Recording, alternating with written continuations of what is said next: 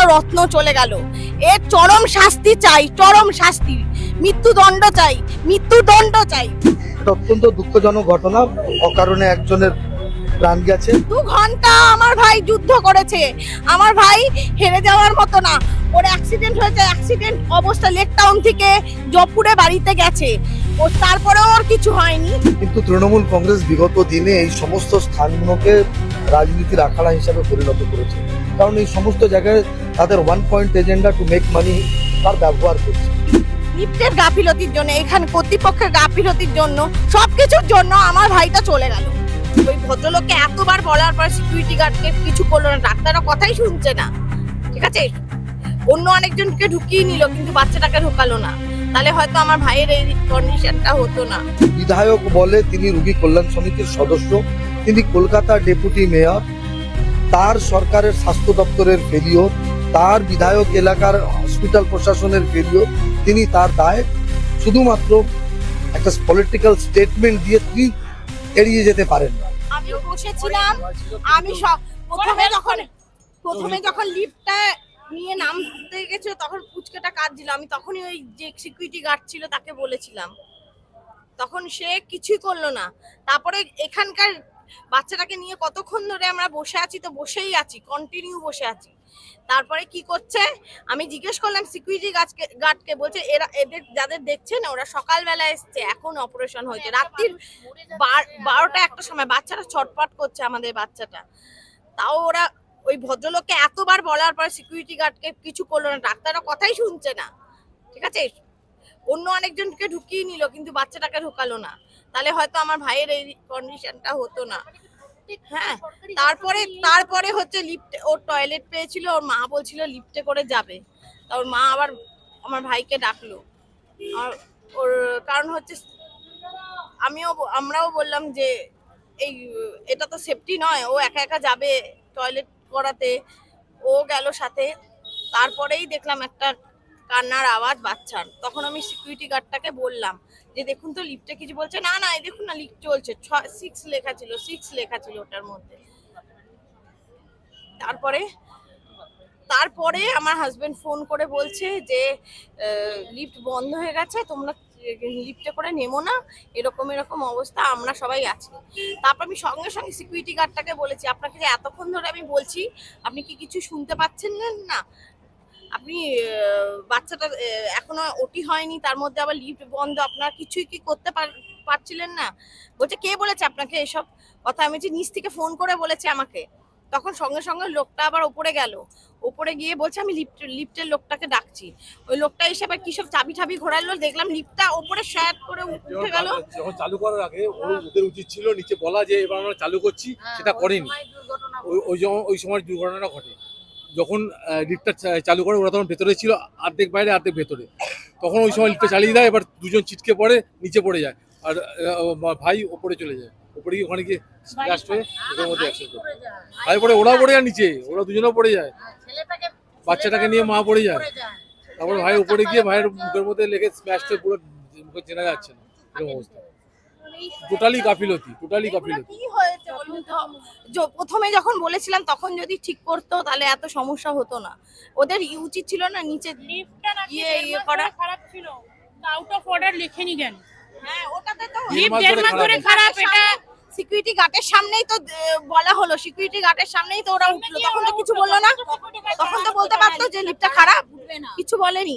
আবার সিকিউরিটি গার্ডটা বসে বসে শুনছে, কিছু করছে না। আমি সবাইকে ডেকেছি, ডাক্তারদেরকে বলেছি ডাক্তারবাবু একটু পা ধরুন, আমি বললাম ডাক্তার পুলিশদেরকে বলছি কিছু করুন, বলো বৌদি ওই যে বলো বিএসএফ এর ওই ওরা তো এইসবের জন্যই করে, ওরা তো দড়ি নিয়ে ভেতরে ঢুকে ওকে ঠিক তুলতে পারতো বা কিছু করতে পারতো, ওরা কিচ্ছু করেনি, বলে কি কিচ্ছু করতে পারবো না।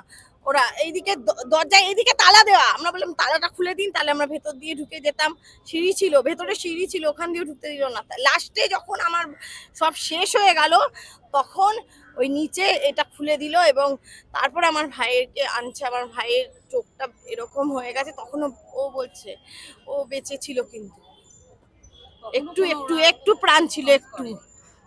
হ্যাঁ, আর কি বলবো বলুন, মেরে ফেলেছে ভাইকে, আমার ভাইকে মেরে ফেলেছে। আমার ভাই আবার সব জায়গায় বলেছে যে আমার ভাই হার্ট অ্যাটাক করে মারা গেছে। কোনো হার্ট অ্যাটাক করে মারা যায়নি। ওর ওর হার্ট অনেক স্ট্রং।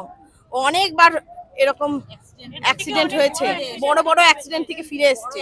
হ্যাঁ, ওর মধ্যে ও সব থেকে অ্যাক্সিডেন্ট হয়েছে সেই অবস্থায় বাড়িতে ফিরে এসেছে। ও সেই ছেলে হার্ট অ্যাটাক করে মারাচ্ছে, 2 ঘন্টা ধরে যুদ্ধ করেছে।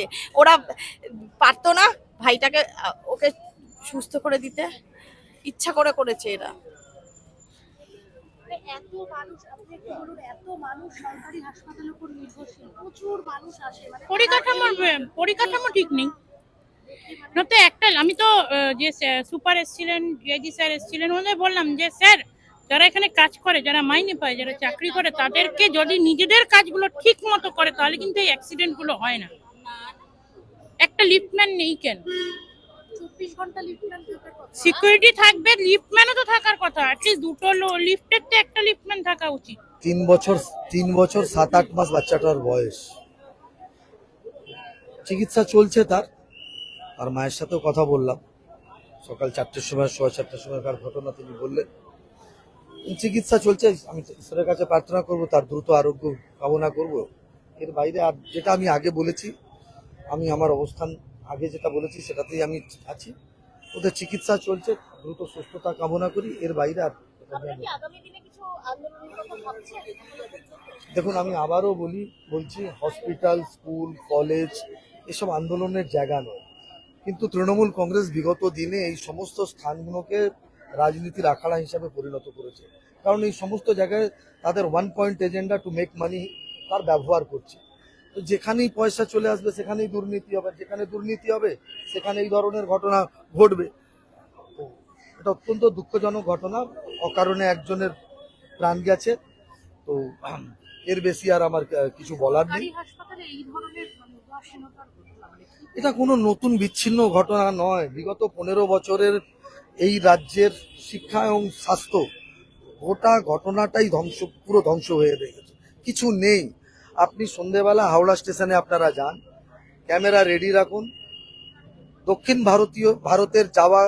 ভারতগামী যে কোনো ট্রেনের যে কোনো sleeper, AC, 2 AC, 3 AC, first AC কামরায় উঠে যান, এভরি সেকেন্ড নয় 3 জনের মধ্যে 2 জন পেশেন্ট আপনি পাবেন।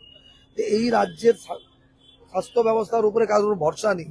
একটু সচ্ছল পরিবারের মধ্যে যান, তাদের ক্লাস 12-এর পর তাদের কোনো সন্তান সন্ততিরা পশ্চিমবঙ্গে পড়াশোনা করার জন্য তারা আগ্রহী না।